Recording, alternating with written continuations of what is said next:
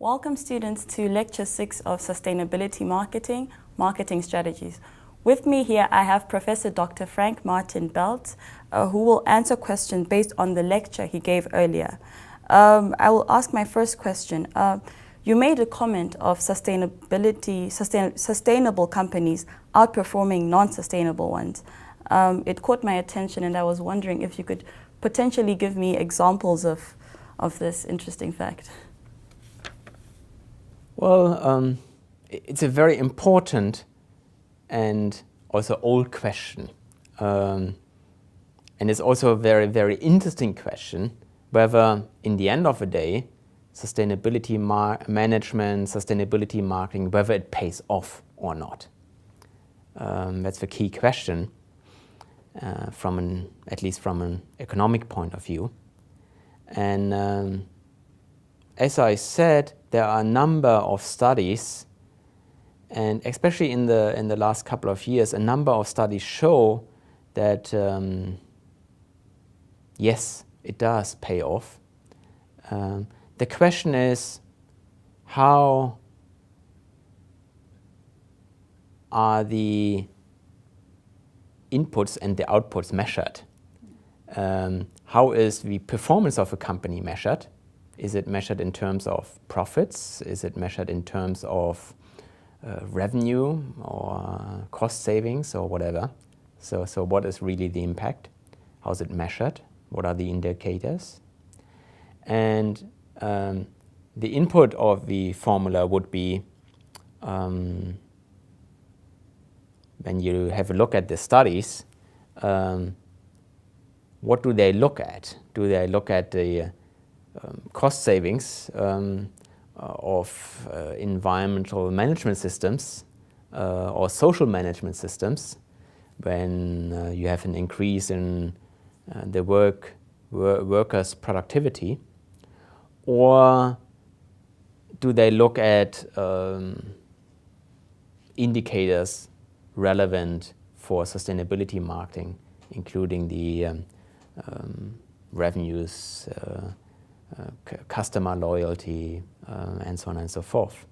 So there have been contradictory results, but in the end of the day, obviously, sustainable, or the latest studies show that that over time, sustainable companies outperform less or unsustainable companies. What are possible examples? Well, if you look at the leading brands nowadays, all of them more or less embrace the idea of sustainability, and they try to infuse values, strategies, and attributes, sustainability attributes towards their brand to increase the value. So think of Volkswagen, for example, think of Unilever, think of Starbucks, and so on and so forth. All major companies nowadays try to follow this kind of path because obviously it's asked by them, and society and politicians as well as market actors and customers just want that.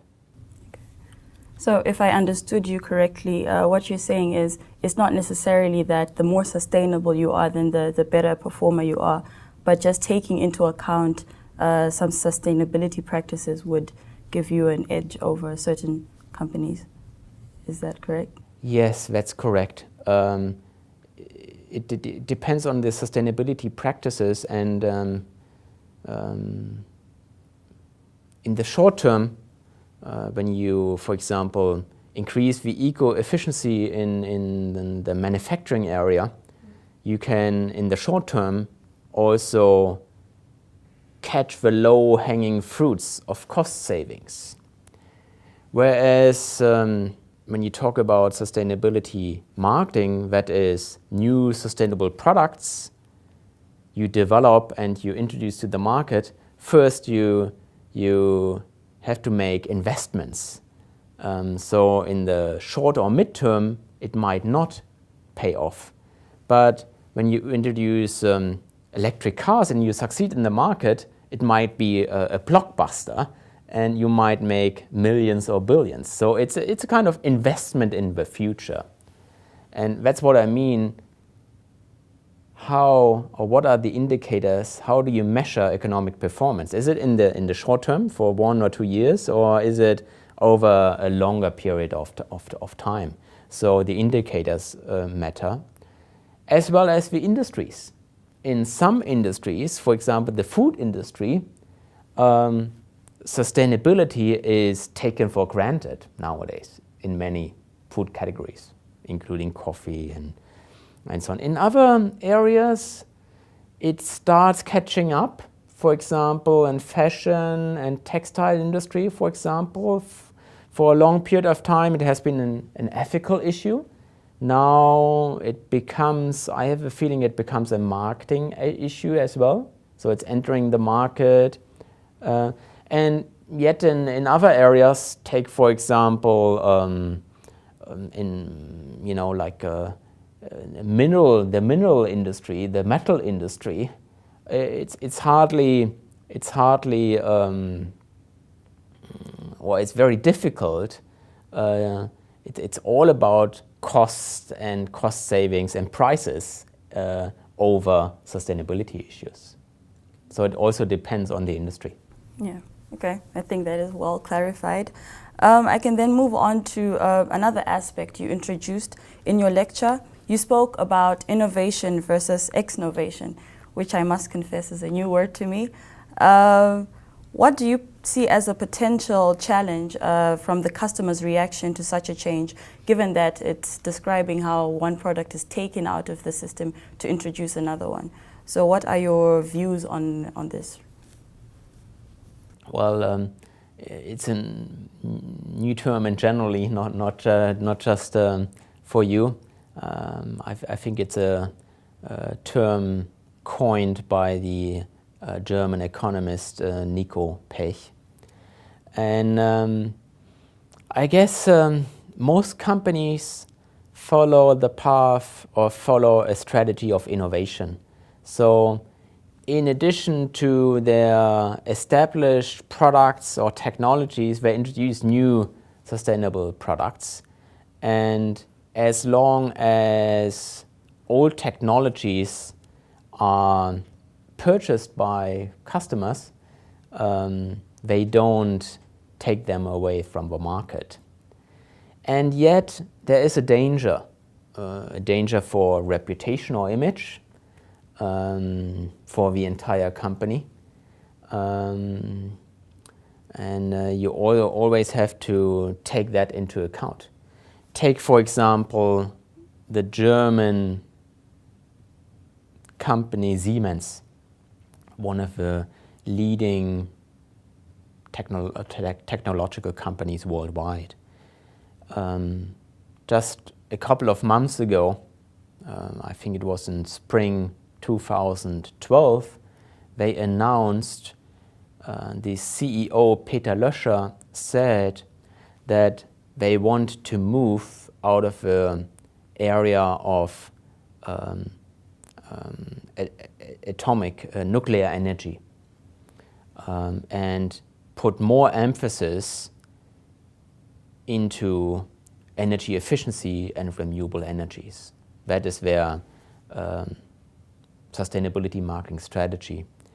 And although I guess they still make money in the area of nuclear energy, they think in the long term it will pay off, and they want to disinvest and move away from this area to put all the money into the future fields like renewable energies, like energy efficiency, like infrastructure for these areas.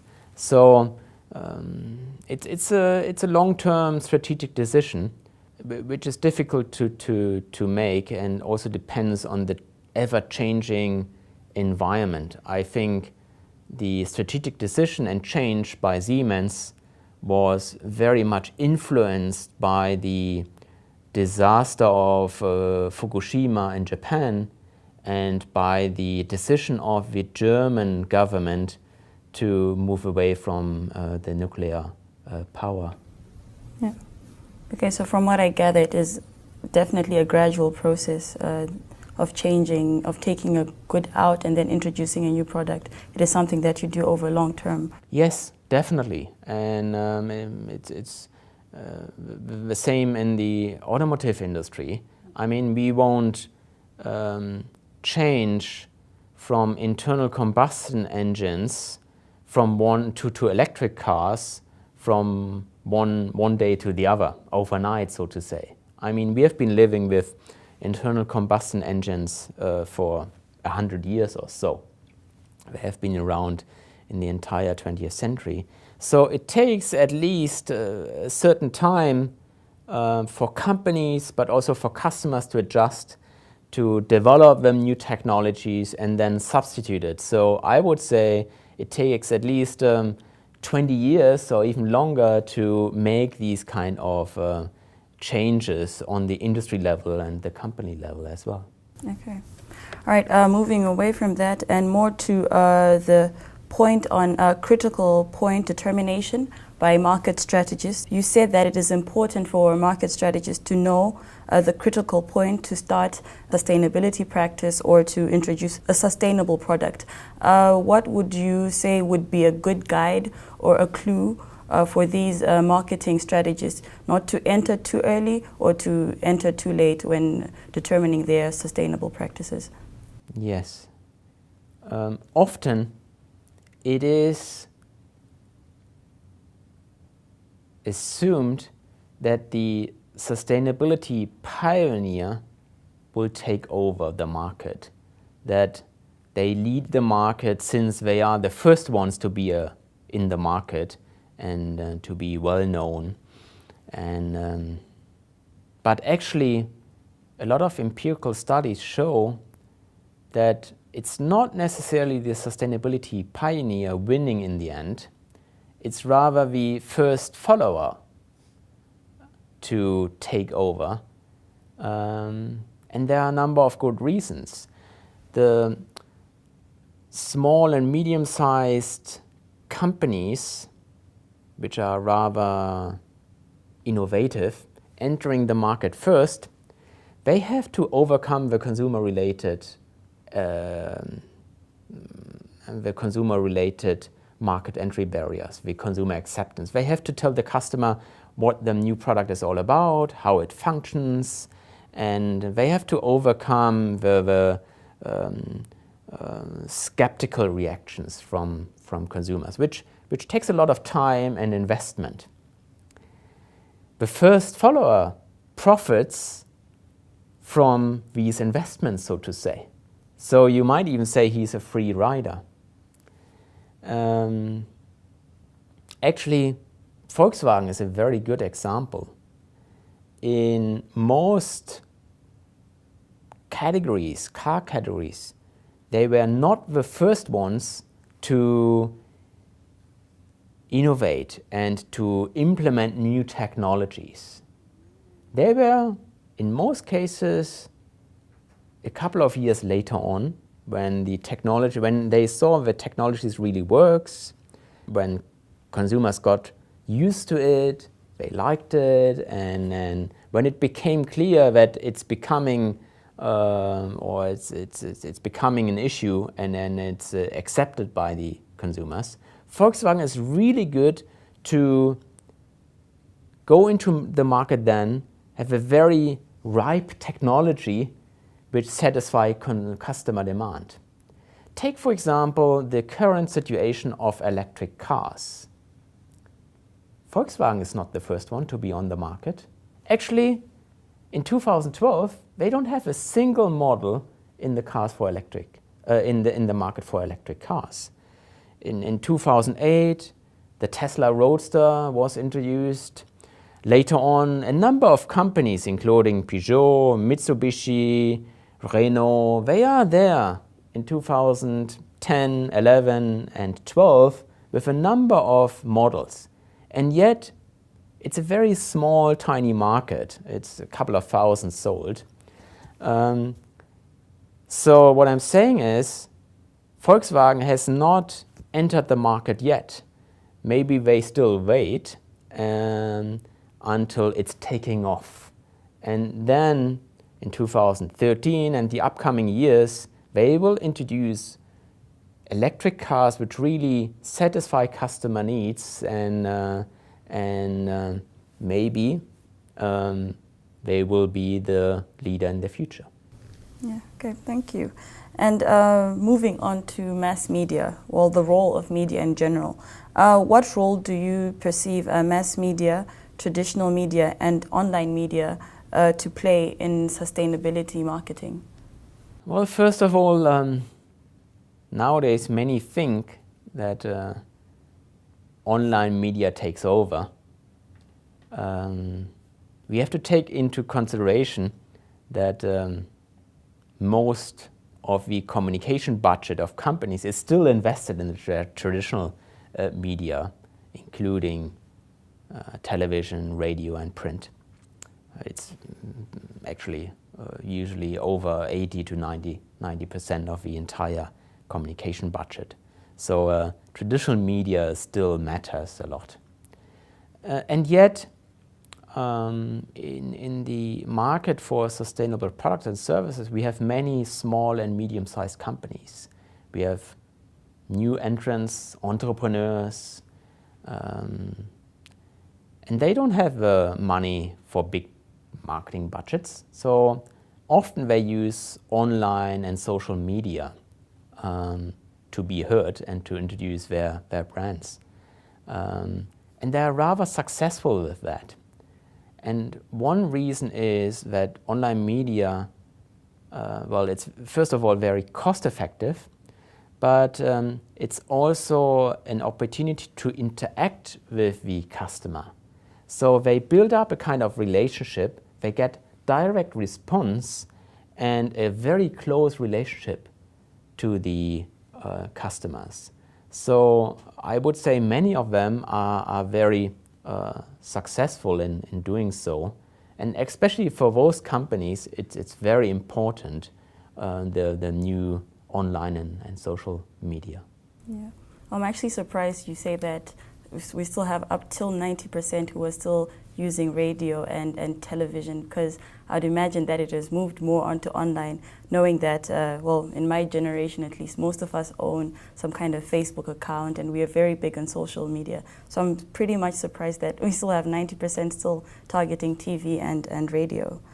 But anyway, I also have my last question, which is pertaining to the last part of your lecture where you were talking about partnering with stakeholders. And you mentioned quite a lot of groups, including the government, including political groups, and you mentioned so many. And to me, I would imagine that being so diverse and being so different, these groups have conflicting interests, and yet a marketing strategist has to take into account all these groups. How exactly would he then deal with these kind of conflicts that arise when trying to satisfy all these partners? Well, there's a difference between stakeholders and partners, I guess. Stakeholders have some kind of stake or interest in the company. So they have some kind of relation or interest or demand. And sustainability marketers are well advised to take these different stakes and stakeholders into account. But then they can select the stakeholders they would like to work with in a cooperative and fruitful way to enhance or to reach different goals. One goal could be to develop new sustainable products or services together. So, for example, some retailers invited critical organizations to have a look at their assortments and ask them how to improve the assortments in terms of social and ecological issues. Or another issue could be to get credibility. So, for example, the German food retailer Rewe works with a number of groups to get more credibility for the company, but also the products they offer. So people believe that they are really into sustainability. So what I'm saying is the partners have to be selected carefully by the sustainability marketers. And then when we think about or when we look at the NGOs, they have different strategies as well. Some are foes and some are friends, so to say. Greenpeace rather follows a strategy of confrontation. They attack and criticize companies in symbolic actions and demonstrations. Whereas others, like the WWF, for example, rather follows a cooperation strategy. They like to sit down with companies and in a constructive way to develop new sustainable products, services and technologies, and to introduce new labels indicating these sustainability attributes. And I think overall we need both. We need companies like Greenpeace pushing the issues, pushing business, and yet we also need other interest groups working together with business to develop new sustainable products and markets. Okay, so certainly there's no one set way of approaching these strategies, because it seems as if it differs from company to company and it can work fairly well depending on your strategy. Yes, it very much depends on the company and the industry. And it also depends on the culture of the company. Some are more open and others are not. Okay, that clarifies it. Well, I definitely now have a better understanding of this chapter. Thank you very much for answering my questions. And thank you very much, students. I hope you found this beneficial. And with this, I've come to the end of this session. Thank you for joining us, and goodbye for now. Thank you, and bye for now.